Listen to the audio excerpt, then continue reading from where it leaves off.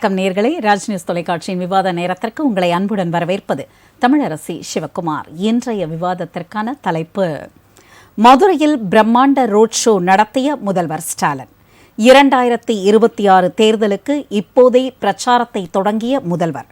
மதுரை பொதுக்குழு கூட்டம் திமுகவிற்கு உத்வேகம் தருமா?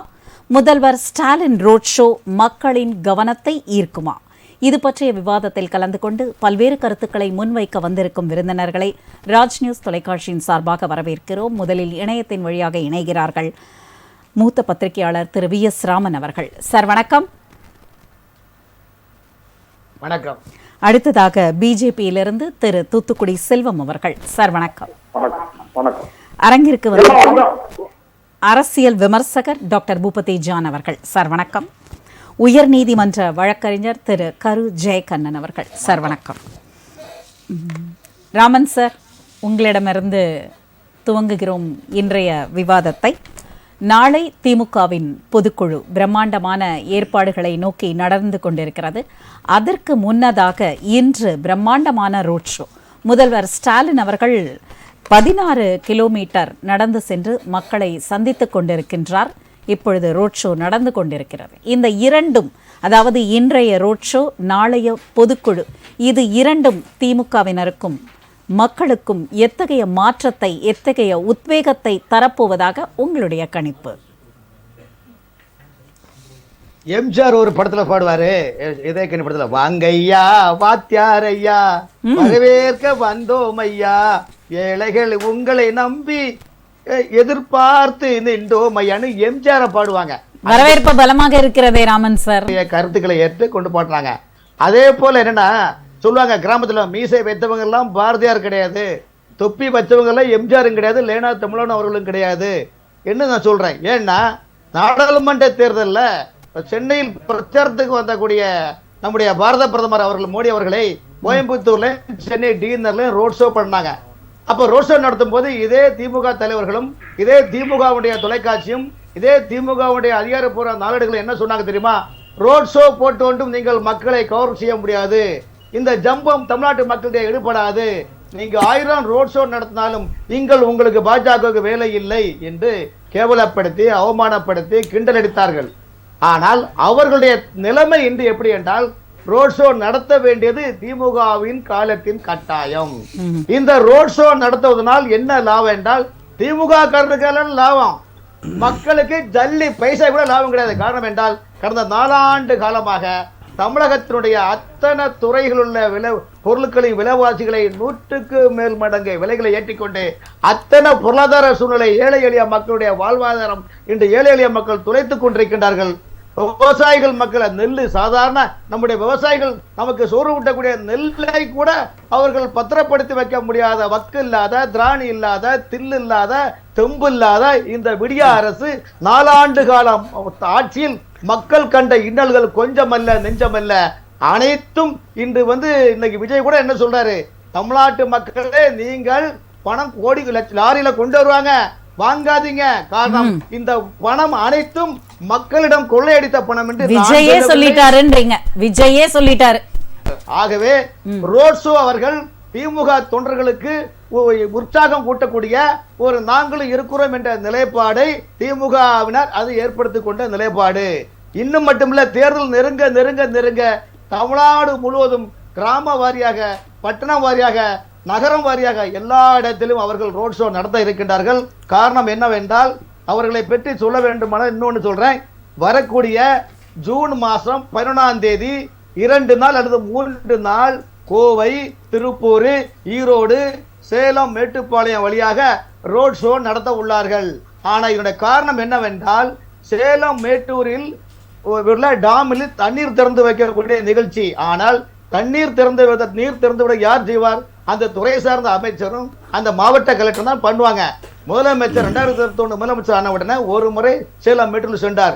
இப்ப ஏன் இத்தனை நாள் இத்தனை மாவட்டங்களை ஏன் சொல்கின்றார் என்றால், மக்களை சந்திக்க வேண்டும், மக்களை சந்தித்தால் தான் நமக்கு இனிமேல் விமர்சனம் என்ற நிலைப்பாடை திமுக தலைவர்கள், திமுக மாவட்ட செயலர்கள், திமுக அமைச்சர்கள் கைகோர்த்து நிற்கின்றார்கள். ஆனால் இதெல்லாம் எத்தனை ஷோ அல்ல, தமிழ்நாட்டில் உள்ள 12,500 சில்லறை கிராமங்களிலும் 400 நகராட்சிகளிலும் 128 நகராட்சிகளிலும் 25 மாநகராட்சிகளிலும் நீங்கள் தினசரி ரோட் ஷோ நடந்தாலும் கூட தமிழகத்தில் இந்த தேர்தல் 2020 தேர்தல் திமுகவை அகற்றப்படும் என்பதில் எந்த மாற்றம் இல்லை. காரணம் என்றால் நீங்கள் ரோட் ஷோ பண்ணக்கூடிய அளவுக்கு இன்னைக்கு நிலைமை தள்ளிவிடும் என்றால் இதற்கு இடையே வருவது விஜய் விஜய் விஜய் அவர்களுடைய கட்சி தான் காரணம். காரணம் என்றால் உங்களால் இப்போது தமாக கட்சி தலைவர் விஜயை எதிர்த்து நின்று பேஸ் பண்ணக்கூடிய நிலைமை உங்களிடம் இல்லை. ஆகவே தமாக கட்சியில் விஜய் அவர்கள் அதிமுகவோட பாஜக கூட்டணி சென்று விடக் கூடாது என்பதில் திமுக தெளிவாக உள்ளது. காரணம் என்றால் திமுக தலைமை கவலை எல்லாம் விஜய் அவர்கள் மீதுதான் கவலை. காரணம் என்றால் 2026 சட்டமன்ற தேர்தலில் உதயநிதி அவர்களை அடுத்த கட்டத்தை நோக்கி பயணிக்கும் தேர்தல். அந்த தேர்தலுக்காக தான் இன்றைக்கு திமுகவுடைய மூத்த தலைவர்கள் எல்லாம் நீங்க மண்டல ரீதியாக நீ 41 தொகுதி, நீ 36 தொகுதி, நீ 26 தொகுதியை வைத்துக்கொண்டு பணத்தை வைத்துக்கொண்டு நீங்கள் எப்படியே வெற்றி பெற வேண்டும். இதுக்கான டெமோ காப்பி தான் இந்த ரோட் ஷோ என்னுடைய முதல் பதிவு. சரிங்க சார், நம்ம தொடர்ந்து பேசுவோம். பூபதி ஜான் சார், நீங்க சொல்லுங்க. அதாவது காலத்தின் கட்டாயமாக இந்த ரோட் ஷோவை நான் பார்க்கிறேன். இந்த ரோட் ஷோ திமுக தொண்டர்களுக்கு வேண்டுமானால் உற்சாகத்தையும் உத்வேகத்தையும் கொடுக்கலாம். ஏனென்றால் 2026 தேர்தலுக்கு அவர்களை ஆயத்தப்படுத்தக்கூடியதாக இது அமையலாம். ஆனால் மக்களுக்கு எந்தவித பிரயோஜனமும் இல்லை என்ற ஒரு முத்தாய்ப்போட தன்னோட கருத்தை நிறைவு செஞ்சிருக்காரு. நீங்க சொல்லுங்க. தோழர் ராமன் சொன்னாரு, எம்ஜிஆர் பாட்டு எவ்வளவோ பாட்டுகள் நல்ல பாட்டுகளா இருக்கு.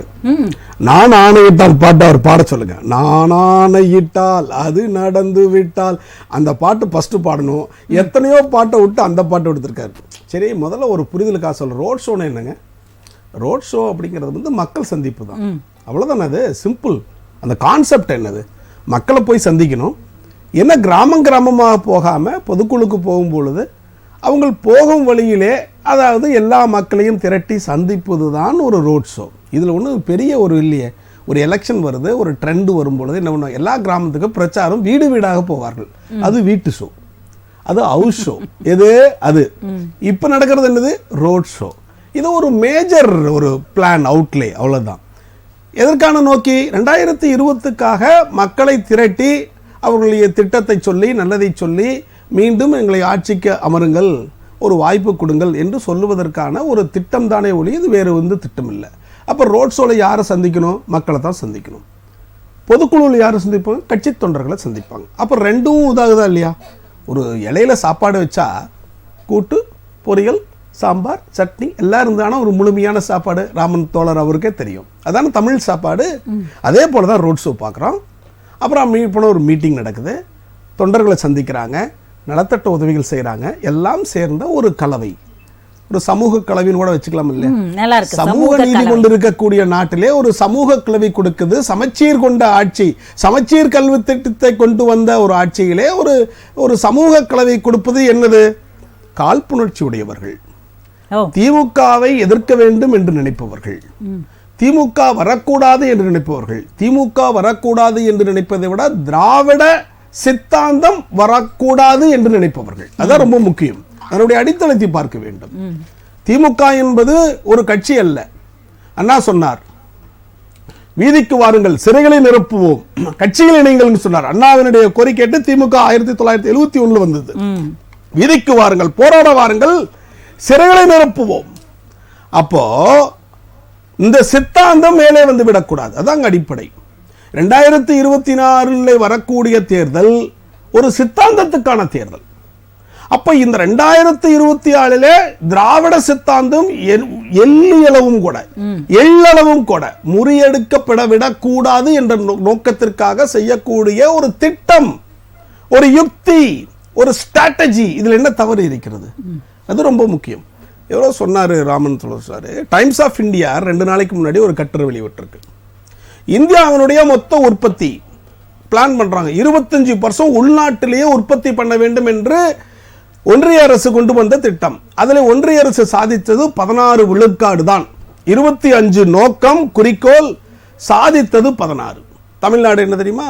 25% சாதித்து முதல் மாநிலமாக யூபி, மகாராஷ்டிரா, மத்திய பிரதேசம், தெலுங்கானா, ஆந்திரா மற்ற எல்லா மாநிலங்களையும் பின்னுக்கு தள்ளி முன்னோட்டமாக இந்த திராவிட சித்தாந்த ஒரு மாணவன் ஓடுகிறான். அந்த ஓட்டம் தான் அது அவ்வளவு பெரிய சாதனைகளை சாதித்து காட்டி இருக்கிறது. எது? இந்த அரசு, இந்த திராவிட சித்தாந்த அரசு.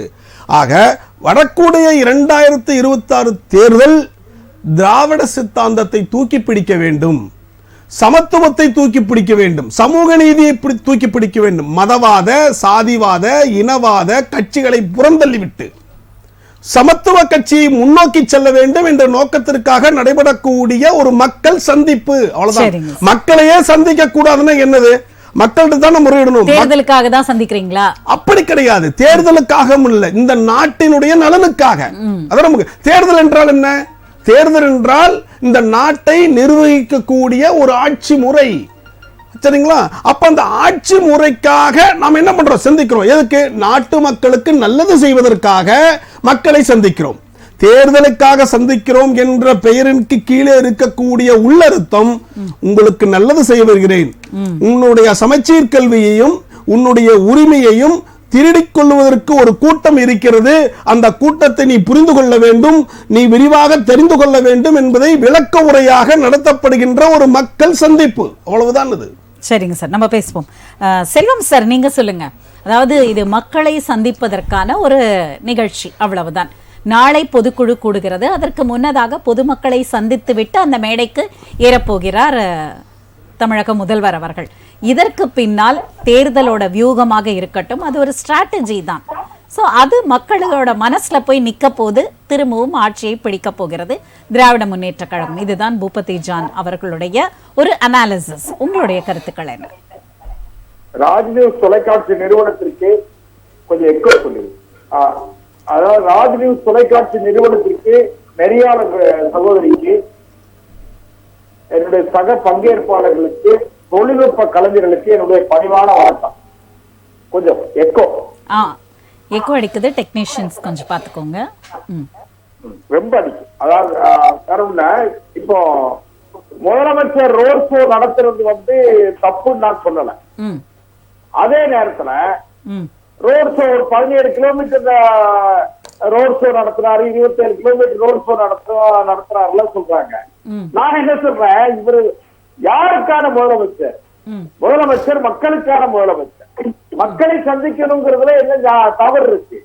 அதே நேரத்தில் மதுரையில முதலமைச்சர் செல்லுகிற வழிகள பக்கத்தில் இருந்த கால்வாய் ஓடைகள் இருக்கு பாருங்க, கழிவு நீர் ஓடைகள், அதையெல்லாம் திரை வச்சு மறைக்காங்க. நான் என்ன சொல்றேன், முதலமைச்சர் போகும்போது அந்த 2 படத்திலும் என்னென்ன குறைபாடுகள் இருக்கிறது, சாலைகள் எப்படி இருக்கிறது, மக்களுடைய அடிப்படை வசதிகள் எப்படி இருக்கிறது, தெருவிளக்குகள் எப்படி இருக்கிறது, இதை பார்க்கறதுக்கான வாய்ப்பு. ஆனா இன்னைக்கு என்ன நடந்தது தெரியுமா? மதுரையில முதலமைச்சர் போகிற வழியில அவர் கண்ணுக்கு சாக்கடை பற்றக்கூடாதாம். சாக்கடை ஓடக்கூடிய கால்வாய்கள் முதலமைச்சருடைய கண்ணுக்கு படக்கூடாது சொல்லி அந்த திரை வைத்து மறைத்திருக்கிறார்கள். இது முதலமைச்சருக்கு அவமானம், அரசுக்கு அவமானமா இல்லையா? நான் சகோதரிட்ட ஒண்ணு கேட்க. சரி, முதலமைச்சர் அவர்கள் இவ்வளவு தூரம் நீங்க ரோடு ஷோ நடத்துறீங்க, வேன்ல போறீங்க, உங்களை சுற்றி படை பரிவாரங்கள் ஆரவாரத்தோடு அதிகாரிகள் குழுவெல்லாம் வாராங்கல்ல, முதலமைச்சர் அவர்களே நீங்கள் ஒரு கையில அப்படியே ஏதோ அத மக்கள் முண்டி அடித்துக் கொண்டு வருகிறார்கள். மக்கள் எப்படி வராங்க தெரியுமா? மக்கள் ஒரு வட்ட செயலாளர் 150 பேரை அழைத்து வர வேண்டும்.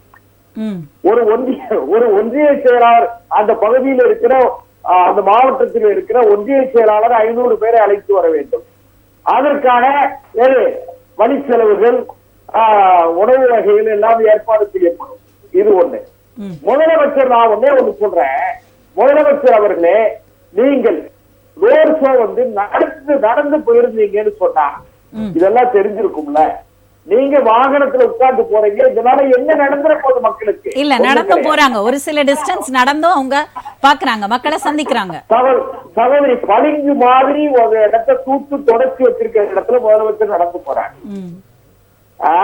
முதலமைச்சர் பளிங்கு மாதிரி சிரமம் இல்லாமல் தூத்து துடைத்து வைத்திருக்கிற இடத்துல நடந்து போறாங்க. மற்ற இடங்கள்ல முதலமைச்சர் வாகனத்துக்கு சென்றதுதான் நீங்க ஊடகத்துல பார்த்திருப்பீங்க. 2வது, மதுரையில இதெல்லாம் நடத்தி பண்ண வேண்டிய அவசியம் என்ன வந்திருக்குன்னு கேட்டா, பொதுக்குழு நடத்த வேண்டிய அவசியம் எல்லாம் வந்திருக்குன்னு கேட்டீங்கன்னா, கண்கள் பணிக்கும், இதயம் இனிக்கும். கண்கள் பணிக்கும், இதயம் நாளை நாளை மறுநாள் கண்கள் படிக்கும், இதயம் இனிக்கும். அது எப்படின்னு கேட்டீங்கன்னா, நீண்ட நெடுஞ்சாலமாக அந்த உறவுகளிலே இருக்கிற இடைவெளி நாளை மறுநாள் சரி செய்யும். சரி, எந்த உறவுகள்ல இடைவெளி இருந்தாலும் அது ஒன்னாகிறது சந்தோஷம் தானே நமக்கு. எல்லா உறவும் அப்படியே பிரியணும்ன்ற எண்ணம் யாருக்கும் இல்லையே. ஒரு சகோதரி எனக்கு ஒன்று கிளம்பிய மக்களுக்கு அடிப்படை வசதிகள், என்னுடைய மக்களுக்கு அந்த சாக்கடை ஓடுகிற கால்வாய்க்கு இருபுறத்தில் வசிக்கிற மக்களுக்கு என்ன பாதுகாப்பு, என்ன சுகாதாரம், அதை நீங்க சொல்லுங்க. நீங்க ஒண்ணு கேளுங்க. ரெண்டாவது, முதலமைச்சர் அவர்கள் ரோடு ஷோ நடத்துறாங்க. நான் கேட்கிறேன், இன்னைக்கு ஒரு வருஷத்துக்கு 50,000 அரசு ஊழியர்கள் பணி ஓய்வு பெறுகிறார்கள். ஒரு வருடத்துக்கு 4 ஆண்டுகளில் 2 லட்சம் அரசு ஊழியர்கள் பணி ஓய்வு பெற்றிருக்கிறார்கள். இதுவரைக்கும் எவ்வளவு பேரை நீங்க பணி நியமனம் பண்ணிருக்கீங்க? சரிங்க சார், அது சொல்லணும்ல. ஒண்ணு. ரெண்டாவது, நாளை 31 மே 31 அன்னைக்கு நாளைக்கு மட்டுமே 40,800 அரசு ஊழியர்கள் பணி ஓய்வு பெற போறாங்க. அரசு ஊழியர்களுக்கு நீங்க அந்த பணியிடத்தை நிரப்பி இருக்கிறதா வேண்டாமா? ஒரு ஆண்டுகளுக்கு முன்னாலே அவர்களுக்கு தேர்வு வைத்து அடையாளம் கண்டு அவர்கள் பணி நிரப்பி இருக்கணும். அது செய்யல. சரி, விட்டுருங்க. இன்னொன்னு, அரசு ஊழியர்கள் போராட்டம், பழைய ஓய்வூதிய திட்டம் கேட்டு போராடுகிறார்கள். நீட்டை ஒழிக்கிற மந்திரம் தெரியும் என்று சொன்ன நீங்கள் அந்த மந்திரத்தை எங்களுக்கு சொல்லுங்க, சொல்லித்தாருங்கள் என்று மக்கள் கேட்கிறார்கள், மாணவர்கள் கேட்கிறார்கள். இரண்டாவது, எல்லா துறையிலும் அவுட் சோர்சிங் முறையில ஆட்களை நியமனம் பண்றாங்க அரசு. அது காரணம் என்ன? சம்பளம் குறைவா கொடுத்தா போதும். அவனுக்கு இன்னொன்னு, இதனால என்ன பாதிப்புங்கிறத சொல்லி நான் முடிச்சிடுறேன். அவுட் சோர்சிங்ல ஒரு 15,000 ரூபாய் மாத சம்பளத்துல ஒரு டைபிஸ்ட், ஒரு சகோதரிக்கு ஒரு தட்டச்சு வேலை கொடுத்தாங்கன்னு வச்சுக்கிடுங்க. அவங்களுக்கு என்ன ரெஸ்பான்சிபிலிட்டி இருக்கு? அவங்களுக்கு சம்பளம் கிடையாது, பணி பாதுகாப்பு கிடையாது, பணி ஓய்வூதியம் கிடையாது. அப்ப அவங்க நினைப்பாங்க, அவங்க முறையற்ற, அதாவது என்னெல்லாம் முறையற்ற முறையில செய்ய முடியுமோ அதெல்லாம் செய்வாங்க. அதனால நான் என்ன சொல்றேன், இந்த அரசு நிர்வாகத்தில் எல்லா வகையிலும் குறைத்து போயிருக்கிறது. இதை மறைப்பதற்காக ஆட்களை திரட்டி கொண்டு அள்ளி கொடுக்கிற வெள்ளிப்படத்தின் மூலமாக ஆட்களை திரட்டி இது பெரிய கூட்டம், ஆரவாரமான கூட்டம், பிரமாண்டமான கூட்டம், இப்படி எல்லாம் சொல்றது வார்த்தைகளுக்கு வர்ணம் பூசுவதை தவிர அதுல உண்மை கிடையாது. நிச்சயமா சொல்றேன், இந்த அரசு நிர்வாகத்தில் தோற்று போயிருக்கிறது. அதை மறைப்பதற்கு நடத்துகிற நாடகம். சரிங்க சார், நம்ம தொடர்ந்து பேசுவோம். ஜெயகண்ணன் சார், நீங்க சொல்லுங்க. அதாவது அங்க மதுரையில் நடக்க போகின்ற பொதுக்குழு மேடையில வெல்வோம் 200 படைப்போம் வரலாறு அப்படின்ற பதாகையோட தான் இந்த முயற்சிகள்லாம் எடுக்கப்பட்டிருக்கிறது. ஆனால் முக்கியமா ஒரு விஷயம் சார் சொன்னாங்க, ராமன் சார், தமிழக வெற்றி கழகம் எங்க அதிமுக கூடவோ இல்ல பிஜேபி கூடவோ கூட்டணி சேர்ந்தால் இந்த வெல்வோம் 200 அப்படின்றதுக்கு ஒரு கலக்கம் ஏற்படும். அந்த கலக்கத்தை மறைப்பதற்காகத்தான் இந்த ரோட் ஷோ செய்து மக்களின் கவனத்தையும் திமுக தொண்டர்களுக்கு உத்வேகத்தையும் கொடுப்பதற்காக முதல்வர் அவர்களால் நடத்தப்படுகின்ற ரோட் ஷோ. உங்கள் பார்வையில்? முதல்ல அண்ணன் செல்வண்ணன் சொன்ன மாதிரி பொதுக்குழுவை ஏன் மதுரையில் கூட்டுறாங்க அப்படிங்கிற கேள்விக்கு இடம் இல்லை. பொதுக்குழு என்பது ஒரு கட்சி எந்த மாநிலத்துடைய எந்த பகுதியிலையும் கூட்டலாம். இன்னும் சொல்ல போனால் சென்னையில் தான் கூட்ட வேண்டும்ங்கிற அவசியம் கிடையாது. திராவிட முன்னேற்ற கழகத்தை மதுரைக்கு போனாதான் அந்த கண்கள் பணிக்கும். இது மூலமா தான் மதுரையிலேயே இறங்க முடியும். அதாவது ஒரு செய்தி என்னன்னா, எந்த ஒரு மாநிலத்துடைய எந்த மாவட்டத்தினுடைய தலைநகர்களையும் வைக்கலாம், இல்லை அவங்களுக்கு வசதியான எந்த இடத்துல ஏற்கனவே அதற்கான முன்னுதாரணங்கள் இருக்கு. இப்போ அது செய்தி அல்ல. அடுத்து ரோட் ஷோங்கிறது நாங்கள் பாரதிய ஜனதா கட்சியை பார்த்து தான் செஞ்சாங்க, விஜயை பார்த்து தான் செஞ்சாங்கிறதே இல்லை. ஏன்னா எப்பொழுதுமே மக்கள் கூட்ட திரள் முன்போ அல்லது மக்களுடைய ஆதரவுல திராவிட முன்னேற்ற கழகம் சளைத்ததே அல்ல. 75 ஆண்டு காலத்திற்கு மேலே அரசியல் செய்யக்கூடிய ஒரு கட்சி இன்றைக்கு மக்களுடைய ஆதரவை கூட்டித்தான் அதனுடைய ஆதரவை காட்டணும்னு அவசியம் இல்லை. இன்றைக்கு ஆளுங்கட்சியாக இருக்கிறது. ஆளுங்கட்சியாக இருக்கிற ஒரு கட்சி மதுரையில் பொதுக்குழு கூட்டும் பொழுது அதற்குரிய இப்போ முதலமைச்சர் நேரடியாக போகிறார் பொதுக்குழுக்கு போகும்போது அங்கே மக்களை சந்திக்கிறார். அண்ணன் சொன்ன மாதிரி ஒவ்வொரு இடத்துலையும் அந்த மக்களை சந்தித்து அவர்களுடைய குறைகளை கேட்பதையும் ஒரு காரணம். இன்னொன்று, ஒவ்வொரு செய்தியும் மாவட்டத்தில் போய் இந்த நிகழ்ச்சிக்கு ஏன் போகிறார் ராமன் கேட்குறாருல, அப்படி கிடையாது. ஒவ்வொரு மாவட்டத்திலும் எப்பொழுதுமே முதலமைச்சர் இங்கிருந்து பார்க்கிறாரோ இல்லையோ நேரடியாக பார்க்கிறாரோ, அது முதலமைச்சருடைய அவருடைய புரோட்டோகால் தான். அதில் எந்த மாற்றமும் கிடையாது. அரசியல் ரீதியாக பார்க்கின்ற பொழுது நான் சொல்லுகின்ற செய்தி, இந்த முறை திராவிட முன்னேற்ற கழகத்தினுடைய தேர்தல் என்பது அவ்வளவு எளிதாக இல்லை. இதை வந்து நான் சொல்வதில் வந்து எந்த ஒரு மாற்றம் இல்லை. இதை வந்து நம்ம வந்து ஒரு அரசியலை நம்ம கவனத்தை ஈர்க்கிறது, அனைவரின் கவனத்தையும் ஈர்க்கிறது. என்ன செய்தி என்பதால், அதாவது ஒரேடியாக திராவிட முன்னேற்ற கழகத்தில் 200 தொகுதிகள் கிடைத்துவிடும் என்று சொல்லுகின்ற சாமானிய திராவிட முன்னேற்ற கழகத்தினுடைய தொண்டன் நான் அல்ல. நான் சொல்லுகிற செய்தி என்னன்னா, வழக்கத்தை விட இதுவரை சந்தித்த சட்டமன்ற தேர்தல்களை விட, திராவிட முன்னேற்ற கழக தலைமைக்கே சொல்றேன், இந்த தேர்தல் முழுமையாக ஒரு மாற்றமாக இருக்கும். இல்ல மாற்றம்னா அது வித்தியாசமாக இருக்குமா இல்ல சவாலாகத்தான் இருக்கும். இந்த தேர்தல் அந்த வார்த்தை ரொம்ப முக்கியம். நான் தான் சொல்றேன், சவாலாக மட்டுமல்ல, இதுவரை திராவிட முன்னேற்ற கழகம் சந்தித்து வந்த தேர்தல்களை விட இன்றைய சூழல் கடந்த இந்த ஓராண்டிற்குள்ளே கூட்டணி குறித்த பல்வேறு யூகங்கள், பல்வேறு பிரச்சனைகள், பல்வேறு அதாவது சூழ்ச்சிகள் அரசியல்ல வந்து எல்லாமே நடக்கும். அது எல்லா கட்சிகளுக்கும் எல்லா தேர்தல் முதல் சாதாரண விஷயம். அதையெல்லாம் வெற்றி பெற்று திராவிட முன்னேற்ற கழகம் மீண்டும் ஆட்சியை தக்க வைத்துக் கொள்குமா அப்படிங்கிறது தான் நம்முடைய கேள்வி. இப்ப செய்தி என்னவென்றால், பாரதிய ஜனதா கட்சியும் அண்ணா திராவிட முன்னேற்ற கழகம் கூட்டணி என்ற அந்த ஓராண்டுக்கு முன்பே இது செய்துவிட்ட அந்த ஒப்பந்தம் என்பது கண்டிப்பாக இது அதாவது அரசியலிலே பெரிய ஒரு மாற்றத்தை ஏற்படுத்தி நோக்கக்கூடிய ஒரு விஷயம். உங்களுக்கு தேர்தல் கூட்டணிங்கிறது ஒரு 6 மாத காலம் இல்ல ஒரு 3 மாத காலத்துல முடிவாகும். இந்த ஓராண்டு காலத்திற்கு முன்பு உருவானதால் திராவிட முன்னேற்ற கழகத்தில் உள்ள கூட்டணிகளுக்கு மத்தியிலே அது ஏற்கனவே ஒரு கடந்த 3 தேர்தலாக மிகப்பெரிய வெற்றி கூட்டணியாக இருக்கிறது. அந்த கூட்டணியில வந்து இது தொடர்ச்சியாக வெற்றியை தருமா, அல்லது இப்ப விஜய் அவர்களுடைய அரசியல் கட்சியும் நாம் குறைத்து மதிப்பிட்ட முடியாது. அவர்கள் ஒரு பக்கம் இருக்கிறார், இன்னொன்று சீமானுடைய அரசியலையும் முற்று நோக்க வேண்டியிருக்கிறது. இப்படியெல்லாம் பார்க்கின்ற போது வெறுமனே ஆளுங்கட்சியாக இருக்கிற திராவிட முன்னேற்ற கழகம் 200 தொகுதிகளை வெற்றி பெற்று மீண்டும் ஆட்சியை பிடிக்கும் என்கின்ற அந்த செய்தி வந்து நினைப்பதற்கும் பார்ப்பதற்கும் யோசிப்பதற்கும் வேணா அழகா இருக்கும். ஆனால் உண்மையில் நடைமுறை சவாலாக இருக்கும் என்பதுதான் என்னுடைய கருத்து. அதன் அடிப்படையில் பார்க்கின்ற போது திராவிட முன்னேற்ற கழகம் இன்றைக்கும் இன்னும் ஓராண்டு காலம் இருக்கிறது. மக்களுக்கான திட்டங்களை, அதாவது ஏற்கனவே நிலுவையில் இருக்கக்கூடிய திட்டங்களை நிறைவேற்ற வேண்டிய அவசியம் இருக்கிறது. இன்னும் சொல்லப்போனால் போக்குவரத்து துறை உள்ளிட்ட பல்வேறு துறைகள், ஆசிரியர்கள், அலுவலர்கள், நீங்க சொல்ற அந்த ஒரு நீண்ட கால திட்டங்கள் வந்து சொல்றீங்க, நீங்க அதற்குள்ள வந்து தேர்தலை பற்றிய அறிவிப்பு வெளியிடப்பட்டு விட்டால் உங்களுக்கு எல்லாமே புரோட்டோகால். அதனாலதான் இந்த 6 மாத காலத்தில், இன்னும் சொல்ல போனால் இருக்கிறதே வந்து ஒரு 10 மாத காலம் கூட இல்லை அப்படிங்க. இப்ப 6 மாத காலத்திற்குள் திராவிட முன்னேற்ற கழகத்துக்கு மிகப்பெரிய நெருக்கடி உண்டாகி இருக்கிறது. நான் கடந்த ஆட்சியை எனக்கு தெரிந்த வரை நான் என்னுடைய வயதிற்கு கூட்டு பார்த்திருக்கேன். திராவிட முன்னேற்ற கழகத்துடைய கடைசி ஓராண்டு வந்து மிகப்பெரிய சவாலாகவே இருக்கும். நான் சந்தித்த இந்த ஒரு தேர்தல் நான் பார்த்துருக்கேன். அவர்களுடைய ஆட்சி காலம் என்பது 4 ஆண்டு காலம் மிக எளிமையாக இருக்கும். அடுத்த ஓராண்டு மிக மிக நெருக்கடியான சூழல் அமைந்திருக்கும். இன்னும் சொல்ல போனால் ஒவ்வொரு முறையும் தோற்று போயிருக்கிறது வரலாறு. சரிங்க சார், அந்த வரலாறு மாற்றப்படுமா என்பதை திராவிட முன்னேற்ற கழகத்தினுடைய செயல்பாடுகள் தான் தீர்மானிக்கும். சரிங்க சார். செல்வம் சார், நீங்க சொல்லுங்க. அதாவது இந்த முக்கியமா இந்த ரோட் ஷோ எதனால அப்படின்னா, திமுக 2026 தேர்தலை பார்த்து பயந்து இருக்கிறது. ஆனா அதுல ஒரு முக்கியமான விஷயம் என்னன்னா, தமிழக வெற்றி கழகம் எங்கே பிஜேபியுடன் சேர்ந்து விடுமோ, அதிமுக பக்கம் போய்விடுமோன்ற பயத்துல தான் இந்த ரோட் ஷோ அப்படின்னு ஒரு பாயிண்ட் வச்சாங்க ராமன் சார். அதை பத்தி என்ன நினைக்கிறீங்க? இல்லம்மா, நம்ம அடிக்கடி பேசுற செய்திதான். அதாவது ஒரு நாள் இரவுங்கிறது வந்து எவ்வளவோ நீண்ட தூரம். என்ன அருமை தம்பி ஜெயக்கண்ணன் ரொம்ப காலத்துக்கு பிறகு ஒரு உண்மை பேசுற வழக்கறிஞரா பேசினாரு. வழக்கறிஞர்னாலே உண்மைதானே சார் பேசுவாங்க. திமுக மீது அக்கறையோடு பேசிய ஒரு திமுக உண்மை பேச இருக்காங்க சார். உண்மை பேசக்கூடிய வழக்கறிஞர் இப்பதான் பாக்குறீங்கப்பா. கொஞ்சம் டாக்டர் அனுமதிங்க. அதாவது திமுகவுடைய தொண்டருடைய உள்ள குமுறல் அப்படிங்கிற மாதிரி நான் வச்சுக்கிறேன், நான் எடுத்துக்கிறேன் அப்படி. அதாவது கூட்டணிகள் இன்னும் முழுமை பெறவில்லை எந்த கட்சிக்கும். அது திமுக உட்பட எந்த கட்சிக்கும் கூட்டணி முழுமை பெறல. ஒருவேளை நாளை என்னெல்லாம் நடக்கணும்னு கேட்டீங்கன்னா, இடங்களுடைய எண்ணிக்கை, அது போக போட்டியிடக்கூடிய தொகுதிகள், இதெல்லாம் நிறைய வந்து அதுல தீர்வு காண வேண்டியது இருக்கு. ஒவ்வொரு அரசியல் கட்சிக்குமே தன்னுடைய தகுதிகளை வளர்த்து கொள்ளுகிற தேவையும் அவசியம் கருதிதான் தேர்தலில் போட்டியிடுறாங்க.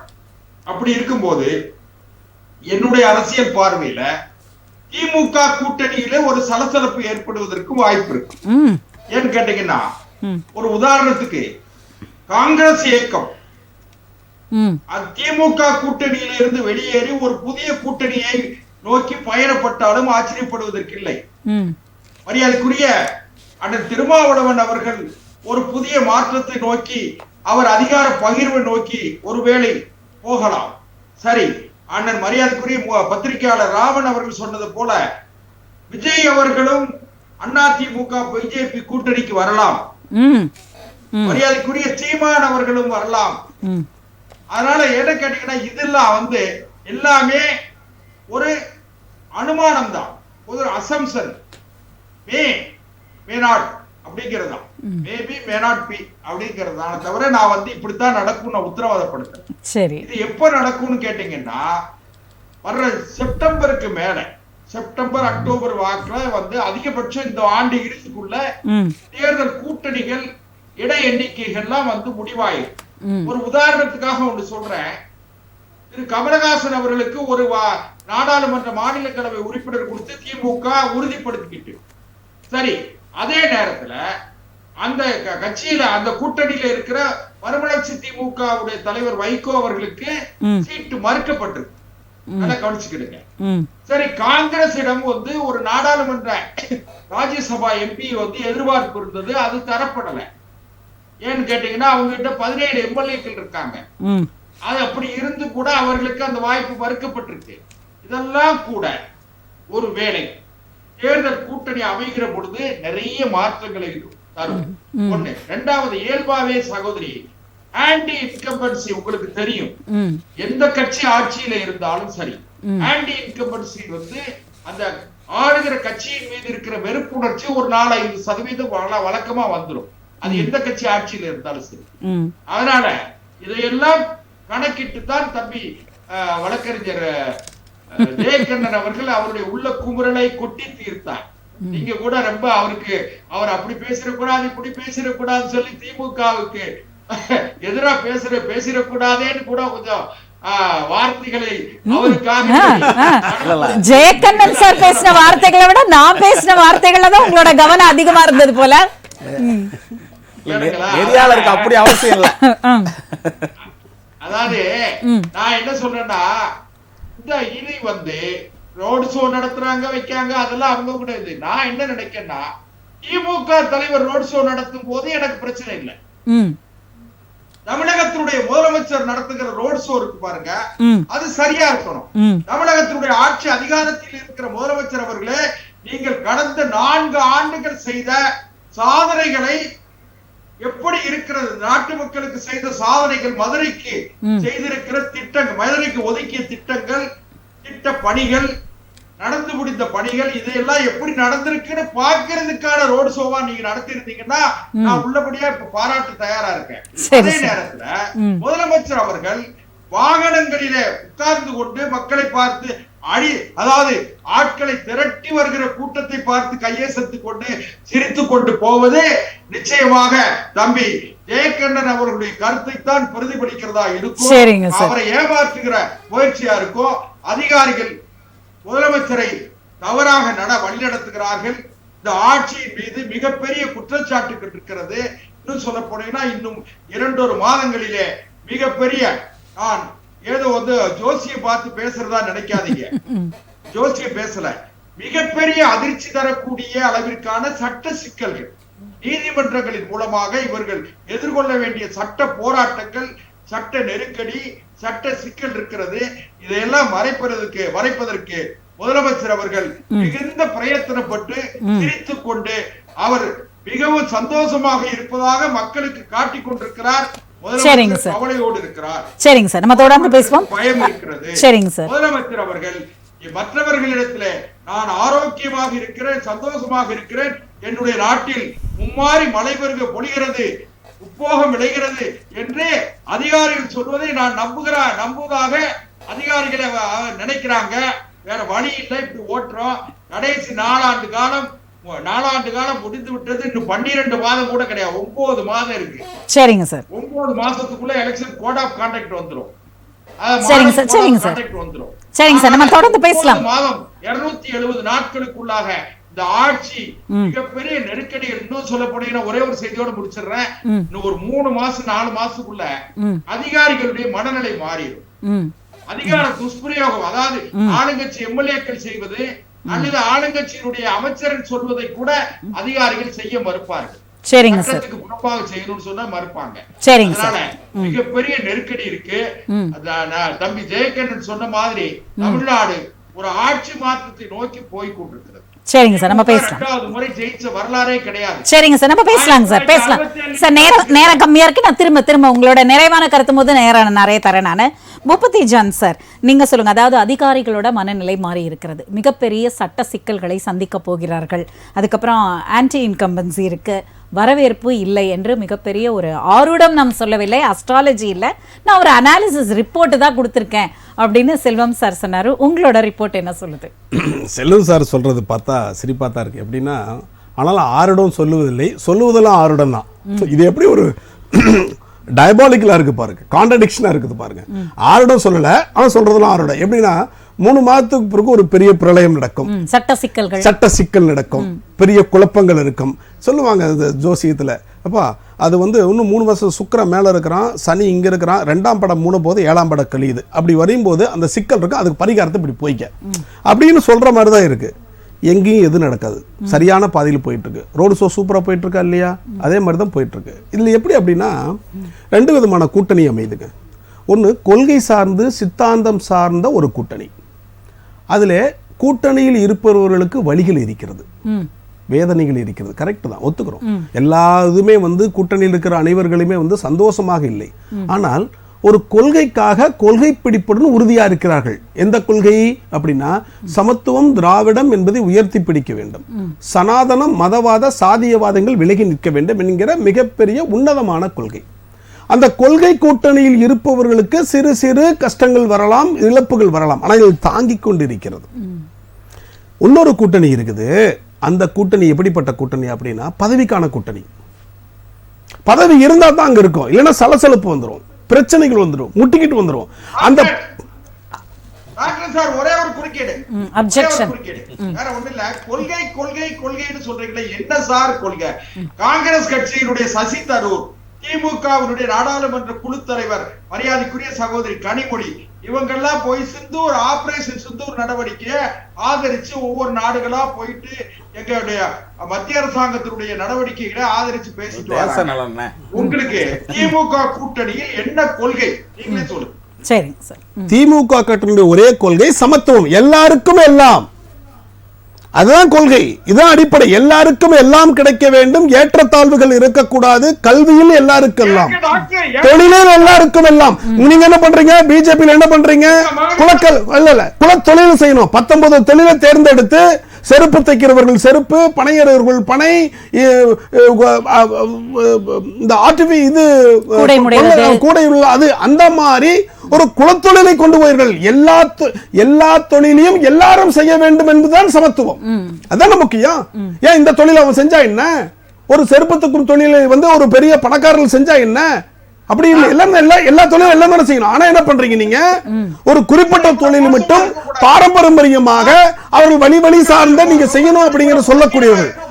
இருங்க ஐயா செல்வம் ஐயா, நான் முடிச்சிடறேன். இருங்க ஐயா, ஒண்ணு அது ஒண்ணு. இரண்டாவது என்னது? கல்வியில 3வது படிக்கிற பையனுக்கு 2வது படிக்கிற பையனுக்கு ஒரு பொது தேர்வு வைக்க முடியுமா? என்ன ஒரு அநியாயமா இருக்கிறது.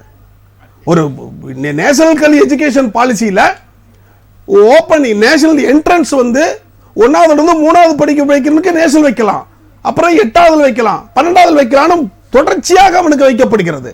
இது என்னது? 5வது வரைக்கும் மாணவர்கள் கல்வியை படிக்கப்பட இந்த சமூகத்தை படிக்க வேணும்னு டென்மார்க் ஹாலண்ட்ல எல்லாம் சொல்லி கொடுக்குறாங்க. அந்த மாதிரியான கல்வியெல்லாம் விட்டுட்டு குலக்கல்வியை கொண்டு வர்றது, குலத்தொழிலை கொண்டு போறீங்க, ஒண்ணு போடுறீங்க. அதற்கடுத்து என்ன சொல்ல வர்றீங்க? நான் முக்கியமான பாயிண்ட்டுக்கு வர்றேன். இந்த கூட்டணி வச்சிருக்காங்க பாருங்க, இதுக்கான பவர் ஷேரிங் கூட்டணி. அது பொய்யா சொல்றாங்க, நீங்க முக்கியத்துவம் கொடுத்து விடுறீங்க. இருங்க ஐயா. இப்போ பவர் ஷேரிங் ஏங்க? ஒரு எலெக்ஷன் கூட்டணினா எப்பங்க வரும்? ஒரு 3 மாசத்துக்கு முன்னாடி 6 மாசத்துக்கு வரும். இல்ல, தொலைநோக்கு பார்வையோட ஒரு வருடத்திற்கு முன்னால் ஏற்பட்டது அந்த கூட்டணி. வடிவேல் ஒரு இதில் இருக்கும், போலீஸ்காரர் வருவாரு, ரவுடிகள் எல்லாம் ஏத்திட்டு போவாங்க. எப்பா நானும் ரவுடிப்பா, நானும் சேர்ந்துடுறப்பான்னு ஏறுற மாதிரி எங்க வந்து அதிமுகவோடு பிஜேபி கூட்டணி சேர்ந்து அந்த கூட்டணி வலுவான கூட்டணி ஆயிடக்கூடாது. அதிமுகவை சேர்ந்து தேசிய முன்னேற்ற கழகம் அந்த கழகமும் மற்ற கூட்டணிகளை சேர்ந்து வலுவான கூட்டணி இருந்தால் பிஜேபி கூட்டணியில் வரும்போது அது வலுவிழந்து இருக்கும், அதனுடைய பவர் ஷேரிங் கம்மியா இருக்கும். அப்படிங்கிறதுக்காக முந்தைக் கொண்டு என்ன பண்ணுது பிஜேபி வந்து ஏடிஎம்கோவோட ஒரு கட்டாய கூட்டணியா உள்ள இருக்கு, நிர்பந்த கூட்டணியா உள்ள இருக்கு. அதுக்கு டிமாண்ட் அங்க விருப்பம். ஆனால் அரசியல் விமர்சகர்கள் இது வந்து ஒரு வலுப்பெற்ற கூட்டணியாக, ஒரு வருடத்திற்கு முன்னாடி ஒரு பெரிய அரசியல் வியூகம் வாய்ந்த கூட்டணியாக பார்க்கிறார்கள். செல்வம் சார், மதிப்புக்குரிய தோழர் செல்வம் சொல்றாரு, நாங்க பார்த்துட்டே இருக்கிறோம் விசிகா வந்து இந்த கூட்டணியில விசிகா வந்து சலசலப்பு வரும், அது வந்து பிரியற மாதிரி இருக்குது அப்படின்னு ஆரோட சொல்றாரு. எத்தனையோ முறை எழுச்சித்தமிழர் அவர்கள் சொல்லிவிட்டார், இந்த கூட்டணி ஒரு சித்தாந்த கூட்டணி, இது கொள்கைக்கான கூட்டணி, இழப்புகள் எனக்கு இருந்தாலும் இந்த கொள்கையை விட போவதில்லை என்று அகில உலகத்திலே விலை போகாத ஒரு தலைவர் என்றால் அந்த தலைவர் தான். சரிங்க சார், இப்ப மூணாவது பாயிண்டோட முடிச்சுட்டாங்க, அடுத்து நீங்க உங்க கருத்துக்களை வைக்கலாம். என்னைக்குமே நல்ல மரம் கனி உள்ள மரம் கல்லடிபடும், அவ்வளவுதாங்க சார். ராமன் சார் புரியுதுங்களா? நல்ல மரத்திலே கனி இருக்கிற மரத்திலே சுற்றிகள் கல்லடி படத்தான செய்யும், அதுதான் சொல்ல வர்றேன். அதாவது நல்ல மரத்தை பற்றி பாராட்டுங்கள். ராமன் சார் தொடருங்க, உங்களோட கருத்துக்களை தொடருங்க. ராமன் சார் கேக்குதுங்களா? நீங்க பேசுங்க. அவருடைய 3 கருத்துக்களை வந்து அவர் முன் வச்சிருக்காரு.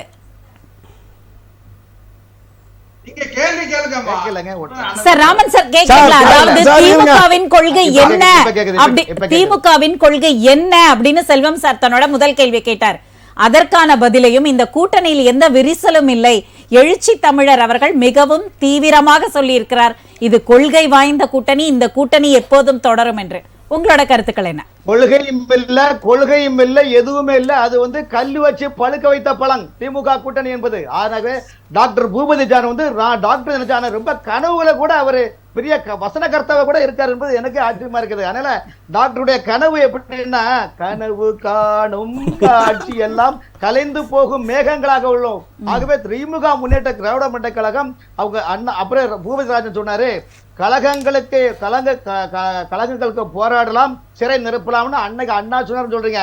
இன்னைக்கு இதே அந்த அண்ணாவுடைய கொள்கையை இன்றைய திமுக பின்பற்றுமா? இன்றைய திமுக நிலைமை, தம்பி வா ஊழல் செய்யலாம், இளங்களை கபடிகளை செய்யலாம், மக்களை ஏமாற்றலாம், கொள்ளை அடிக்கலாம், இடி ஐடி வந்தால் வெளிநாட்டுக்கு ஓடலாம்.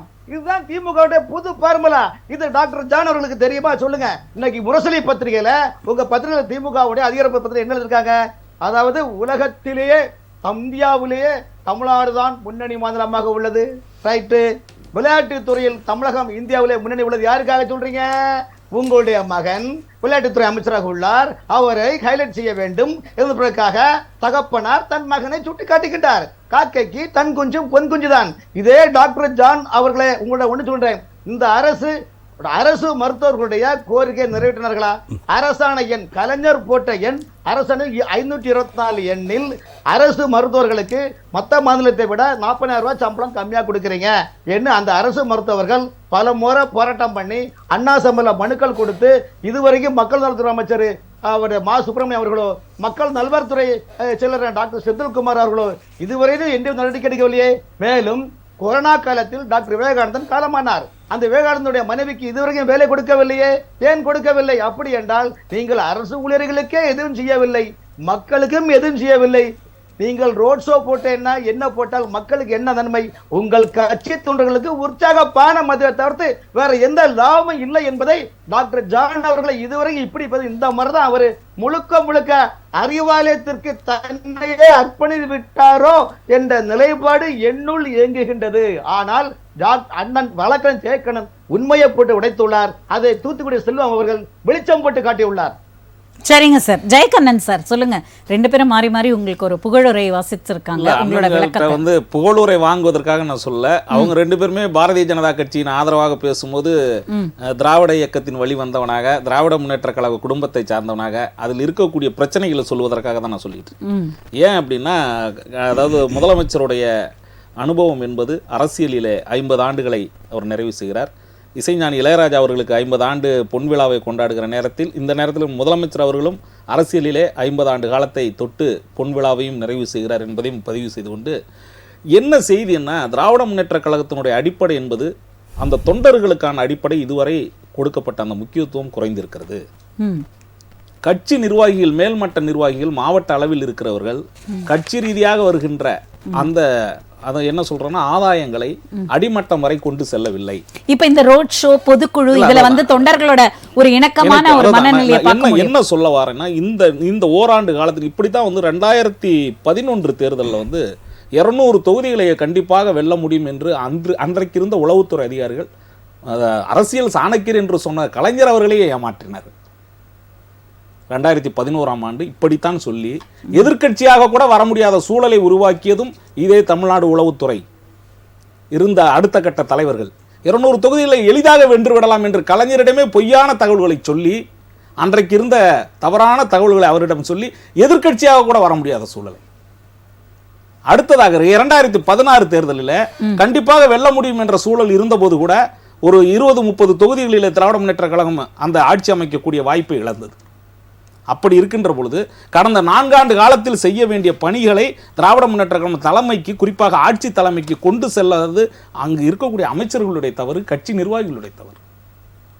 இன்றைக்கு கூட்டணி வலுவாக இருக்கிறது, கூட்டணி வந்து மிகச் சிறப்பாக இருக்கிறதுனா அது வந்து தலைமையோட திரு ஸ்டாலின் அவர்களுடைய திறமை தான், அதுல மாற்றம் இல்லை. சரி, கூட்டணியை கட்டுக்கோப்பாக வைத்திருக்கிறார் முதல்வர், பாராட்டு சொல்றீங்க. ஆனால் அவரிடம் இருக்கின்ற தொண்டர்களை கட்டுக்கோப்பாக வைத்திருக்க முடியவில்லை அப்படின்னா, இப்போ மாவட்டத்தில் வந்து தொடர்ச்சியாக ஒருவருக்கே கட்சியில பதவிகளையே கொடுக்கிறது. அதாவது என்னன்னா, பரம்பரையாக ஒரு நிர்வாகிகளை தொடர்ச்சியாக கொடுத்துக்கிட்டே இருக்கும்போது என்னன்னா, அடுத்த கட்டமாக இருக்கிற தொண்டர்கள் அதற்கான வாய்ப்புகளை இழக்கிறார்கள். ஒன்று. அடுத்த செய்தி தான் நிர்வாகிகளுடைய அந்த ஆணவ பேச்சு. மூத்த அமைச்சர்களாக இருப்பவர்களும் அடுத்த கட்ட மாவட்ட பொறுப்பாளர்களாக இருக்க தொடர்ச்சியாக அந்த தொண்டர்களிடமும் மக்களிடமும் தொடர்ச்சியாக அவர்கள் பேசுகின்ற பேச்சு என்பது தமிழ்நாட்டு மக்களை முகஞ்சொலிக்க வைக்கிறது. இது ஒன்று. அடுத்ததா பத்திரிகைகளையும் ஊடகங்களையும் நீங்கள் வந்து சுதந்திரமாக செயல்பட வைக்கணும். திரு ஸ்டாலின் அவர்களிடம் உண்மையை சொல்லுகின்ற பத்திரிகைகளும் ஊடகங்களும் இன்றைக்கு இல்லை என்பதுதான உண்மை. அந்த செய்திகளை நான் சொல்லக்கூடியதுனா, கூட்டணியோட இருக்கக்கூடிய கூட்டணி தலைவர்களும் பேசுறதில்ல, பத்திரிகைகளும் பேசுறதில்ல, ஊடகங்களும் பேசுறதில்ல. நம்மை போன்ற ஏதாவது அரசியல் விமர்சகர்கள் பேசினாலும் காது கொடுத்து கேட்பதில்லை என்றால் இது எப்படி 200 தொகுதியில் வெல்ல முடியும்? சரி, இதற்கு பூபதி ஜான் அவர்கள் என்ன பதில் சொல்றாங்க சொல்லுங்க சார். இல்ல, தோழர் சொல்ல இருக்கிறாரு, இப்ப பத்திரிகை சுதந்திரம் இல்லை அப்படின்னு சொல்றாரு. இவர் வந்து சொல்றது பேச அப்படின்னா, திமுக கட்சியில் இருக்கக்கூடிய உட்கட்சி பிரச்சனைகள், அது உட்கட்சி பிரச்சனை, அது வந்து தொண்டர்களுக்கு இருக்கக்கூடிய பதவிகள் கொடுப்பது பற்றியும், ரெண்டாவது தொண்டர்களுடைய குறைகளை நிவர்த்தி செய்வது பற்றியும், ரெண்டாவது பத்திரிகைகள் சுதந்திரம் அப்படின்னு சொல்றாரு. இது பிரச்சனை எல்லா கட்சியிலும் இருக்கிறது.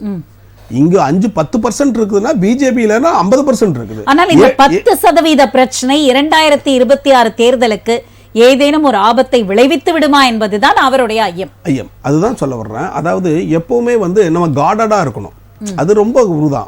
அந்த பாயிண்ட் இவருடைய இருந்து நம்ம எடுத்து என்ன நல்ல கருத்துக்களை எடுத்துக்கொள்ள வேண்டும் என்கிறதான் திராவிட சித்தாந்தம். அதுதான் நான் சொல்ல வரேன். நீங்க எல்லா கருத்துக்களையும் விவாதிப்போம், நல்ல கருத்துக்களை நான் எடுத்துக்கொள்ளுகிறேன், மோசமான கருத்துக்களை என்னிலிருந்து விளக்க முயற்சிக்கிறேன், நான் விடுபடுகிறேன். அதுதான் முக்கியம். நான் வந்து ஒரு ஆதிக்க சக்தியாக எதேச்சதிகாரமாக ஒரு அதிகாரத்தை நோக்கி ஒன்றிய அரசு நடப்பதை போல நாங்கள் நடப்பது அல்ல. நான் சொல்வது மட்டுமே சட்டம். ஆமா, அப்படி நடப்பது அல்ல. அதான் என்ன ஒரு பாயிண்ட் எடுத்துக்கிறோம் அப்படின்னா, வரக்கூடிய 2026 தேர்தல் வந்து ஒரு வாக் த்ரூ, கேக் வாக்னு சொல்ல முடியாது. அது ஒரு கஷ்டமான காலம் தான். அதுக்காக அப்படி இருந்தா தான் இங்க கேடர்ஸே ஒர்க் பண்ணுவான், இல்லைன்னா கேடர்ஸ் தூங்கிட்டு இருப்பான். கேடர்ஸ் நம்ம இழந்துருவோம். எல்லாம் கிடைக்கும் என்கிற அமைதியிலே கேடர்ஸ் செஞ்சிருவாங்க. அப்ப அந்த கேடர்ஸ்க்காக நடத்தப்படுகின்ற ரோட் ஷோ வெற்றி அடையுமா? கண்டிப்பாக வெற்றி அடையும். அதுதான் சொல்றேன். அப்ப ஒரு வருடத்திற்கு முன்பு கூட்டணி அமைக்கின்ற பிஜேபி அதிமுக கூட்டணி அமைக்கின்ற திட்டம் வைக்குமேயானால், வெற்றி கூட்டணியான திமுக கூட்டணி ரோட் ஷோ அமைப்பதையும் எல்லா கட்சிகளையும் ரோட் ஷோ கொண்டு போவதிலையும் என்ன தவறு இருக்கிறது? தவறே கிடையாது. அப்படித்தான் செய்யணும். இதான் யுக்தி, ஸ்ட்ராட்டஜி. மக்களுக்கு வந்து சரியான யுக்தியை சொல்ல வேண்டும், அதுதான் முக்கியம். மக்களுடைய மனதிலே குடிபெயர வேண்டும், அதுதான் முக்கியம். அப்போ திமுக எவ்வளவு பெரிய நல்ல திட்டங்களை எல்லாம் செய்திருக்கிறது. அப்ப நல்ல திட்டங்களை எடுத்து சொல்லுவதற்கும், ஒன்றிய அரசினுடைய மோசமான திட்டங்களால் எப்படி தமிழகம் வஞ்சித்துக் கொண்டிருக்கிறது, கஷ்டப்பட்டு கொண்டிருக்கிறது என்பதை சொல்லவும் வேண்டும். இனிப்பை கொடுப்பதை போல காரத்தையும் இவர்கள் கொடுக்கிறார்களே, காரம் இல்ல கசப்பையும் கொடுத்து கொண்டிருக்கிறார்களே என்பதையும் சொல்ல வேண்டும். ஆனால் இனிப்பைத்தான் நாங்கள் முன்னிறுத்துகிறோம். அது ஒன்று. இரண்டாவது, பத்திரிகை சுதந்திரம் இல்லை என்றால் திமுக அரசியலே பத்திரிகை சுதந்திரம் என்றுமே நசுக்கப்பட்டதே கிடையாது. என்றுமே நசுக்கப்பட்ட எல்லாருக்கும் இப்பொழுது கூட ஒன்றிய அரசின் போல வந்த யாராவது ஒரு கருத்து இங்க திருநெல்வேலி பக்கத்தில் இருக்கக்கூடிய இந்திய நாட்டை பற்றி தவறான கருத்தை போட்டு விட்டார் நேஷனல் தேசிய பாதுகாப்பு சட்டத்தில் கைது பண்றாங்க. உச்சநீதிமன்றமே சொல்லி இருக்குது. என்ன சொல்லி இருக்குது உச்சநீதிமன்றம்?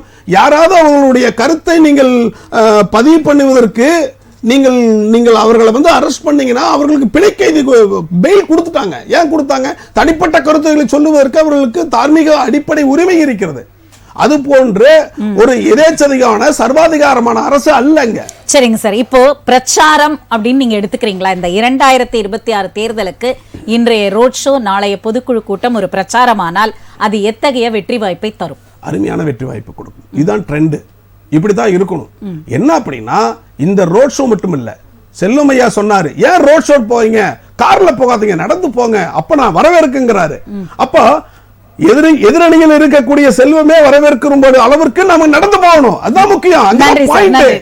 நடந்து போனா போதும், செல்வம் ஐயா நம்மளுக்கு சப்போர்ட் பண்ண போறாரு, அவ்வளவுதான் முக்கியம். அப்போ மக்களை தேடி, மக்களுடைய பல்சை தேடி, எல்லா மக்களையும் அரவணைக்கக்கூடிய, எல்லாருக்கும் எல்லாம் இன்க்ளூசிவ் பாலிடிக்ஸ் என்று சொல்லக்கூடிய திராவிடத்தினுடைய கருத்துக்களை எடுத்து சொல்லணும்னா இது போன்ற ரோட் ஷோக்கள் இன்னும் தொடர்ச்சியாக செய்ய வேண்டும், நடக்க வேண்டும் என்பதுதான் குறிக்கோள். நன்றி சார். செல்வம் சார், உங்களுடைய நிறைவான கருத்து ஒரு வரியில்.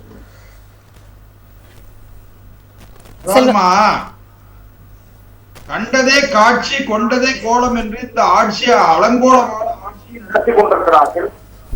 முதலமைச்சர் அவர்கள் அந்த மனத்தில் வாண்டி நாடாள் மாவனை சுயமனை வேண்டி கொண்டு வந்தார்கள் ஒரு தோண்டி, அதை கூத்தாடி கூத்தாடி போட்டுடை தாண்டி என்று இவர்கள் கூத்தாடி இந்த அமைச்சர்கள் தன் கருத்த ஜெயகண்ணன் அவர்கள் சொன்னது போல அமைச்சர் பெருமக்கள் எல்லாம் ஜமீன்தார்களாக இருக்கிறார்கள். அண்ணா தம்பிகள் என்று சொன்னார், கலைஞர் உடன்பிறப்பு என்று சொன்னால், இன்றைக்கு திமுகவிலே ஜமீன்களும் விட்டாத் ராஜுகளுமாக அந்த கட்சியினுடைய நிர்வாகிகள் இருக்கிறார்கள். தொண்டர்களுக்கும் கட்சிக்கும் இடைவெளி ஏற்பட்டிருக்கிறது, ஆட்சிக்கும் மக்களுக்கும் இடைவெளி ஏற்பட்டிருக்கிறது. அதனால நிச்சயமா நான் வந்து அறிவிட்டு சொல்றேன், அனுமானமா சொல்லல. நானும் எனக்கு வயது 64 வயது ஆகிறது. 1977 இருந்து வரை ஒரு அரை நூற்றாண்டு காலம் இந்த நாட்டு தேர்தலை பார்த்து, கிட்டத்தட்ட 500 ஆண்டு காலம் தேர்தல் அரசியலை பார்த்தவன், பங்கெடுத்தவன் என்கிற முறையில சொல்றேன். திமுக ஆட்சி அகற்றப்பட வேண்டும் என்பது என்னுடைய விருப்பம், அது வேறு. அதே நேரத்துல அகற்றப்பட்டு விடும் என்பது நம்பிக்கை. நிறைவான கருத்தாக நானும் எடுத்துக்கொள்கிறேன். ராமன் சார், உங்களுடைய நிறைவான கருத்து. நல்ல நல்ல நீளம் பார்த்து நாளும் இதை விதைக்கணும், நாட்டு மக்கள் மனங்களிலே நாணயத்தை நீ விதைக்கணும். நாட்டு மக்களிடம் திமுக நாணயமாக நடந்து கொள்ளவில்லை. இந்த 4 ஆண்டு தேர்தல் ஒரு குடும்ப வளர்ச்சிக்காக தான் இந்த ஆட்சி நடக்கின்றது. அமைச்சர்கள், அதிகாரிகள், துறை சார்ந்த அதிகாரிகளும் உதவியாளர்களும் தான் தங்களுடைய வளத்தை பெருக்கி விட்டதை தவிர்த்து மக்களுக்கோ கட்சி தொண்டர்களுக்கோ எந்த புண்ணியமும் கிடையாது. உதாரணத்துக்கு சரிங்க சார், ஜெயகண்ணன் சார், உங்களுடைய நிறைவான கருத்து என்னை பொறுத்தவரை ஒரே வரியில். திராவிட முன்னேற்ற கழகம் ஏற்கனவே 4 ஆண்டு செய்த அண்ணன் சொன்ன மாதிரி சாதனை திட்டங்களை கொண்டு செல்வது மட்டுமல்ல, அடுத்த கட்டமாக இளம் தலைவராக உருவாகி இருக்கக்கூடிய அருமை அண்ணன் உதயநிதி ஸ்டாலின் அவர்களுடைய எதிர்கால கருதியும், அடுத்த ஆட்சியிலே அவருடைய சொல்லாடலை கேட்பதற்கும் இப்போது இருக்கக்கூடிய மூத்த அமைச்சர்களை உடனடியாக வீட்டுக்கு அனுப்பிவிட்டு புதிய இளம் அமைச்சர்களை கொடுத்தால் அவருக்கு வந்து வாய்ப்புகள் நிறைய இருக்கு. அடுத்த கட்டமாக திராவிட முன்னேற்ற கழகம் அவ்வளவு எளிதாக இந்த தேர்தலை சந்தித்து விட முடியாது. ஏன்னு சொல்றேன்னா, கூட்டணிகளை வலுவாக அமைக்கக்கூடிய எதிர் வியூகங்கள் அமைக்கப்பட்டிருக்கின்றன. அதையும் திராவிட முன்னேற்ற கழகம் கவனத்தில் கொண்டு மீண்டும் ஆட்சி அமைக்க வேண்டும் என்பதுதான் எங்களுடைய விருப்பமும். அதற்கான வாய்ப்புகள் இருக்கிறது. ஆனாலும் கூட மிக கடினமான சூழலில். சரிங்க சார், நன்றி நன்றி. இன்றைய விவாதத்தில் கலந்து கொண்ட அத்துணை பேருக்கும் ராஜ் நியூஸ் தொலைக்காட்சியின் சார்பாக மனமார்ந்த நன்றிகள். நேயர்களே, மீண்டும் அடுத்த நிகழ்ச்சியில் சந்திக்கும் வரை நன்றி கூறி விடைபெறுவது தமிழரசி சிவகுமார்.